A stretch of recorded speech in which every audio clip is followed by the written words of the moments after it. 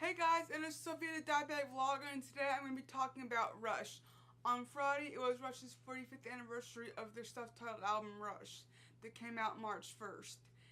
And to be honest, their first album has not been one of my favorite, and so I took this weekend and I listened to it about 3 or 4 times, and I've actually come to like it.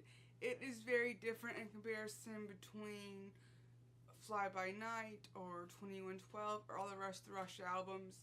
And I think there's a lot to be said about why it's different, but it was their starting point. And if we didn't have Rush, we would not have Fly By Night or 2112 or Pharaohs and Kings and whatnot.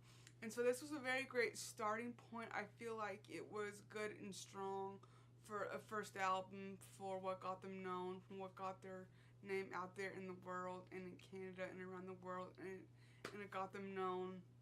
And the big difference is the lineup.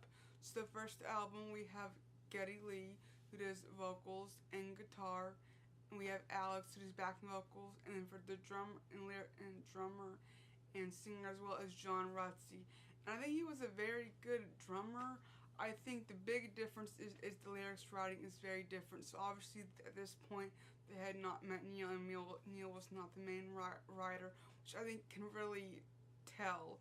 And the songs are very interesting. The lyrics are very interesting, as in being different. I feel like they're very probably more like mainstream, like, you know, rock and roll, which obviously that's what they were listening to, and that's probably what they were trying to do. And if they did, then they did a good job at doing that. So I'd like to know your guys' thoughts about the album. My favorite song on it would have to be Working Man, which I wasn't really even familiar with it till they ended on the Time Machine tour, and then I became a fan of it with that little jazz thing they put at the end of it. But I really enjoyed that. And Need a Friend is good as well. And so Finding My Way is really interesting. A lot of the lyrics on the album are very interesting, especially the song titles and what they're talking about. And I just think that, you know, I've said a couple times before that I don't think that if Rush got a different drummer, or they didn't decide to, you know, let go of Rutsey and get Neil Peart, that the Rush would have gone on for, you know, over 40 years and been as successful as they did, because with John Rutsey's health and the rock and roll, how, you know, touring was back then, how rigorous it was, and the alcohol and the drugs and his health, he would have not been able to last very long. And, you know, he still died.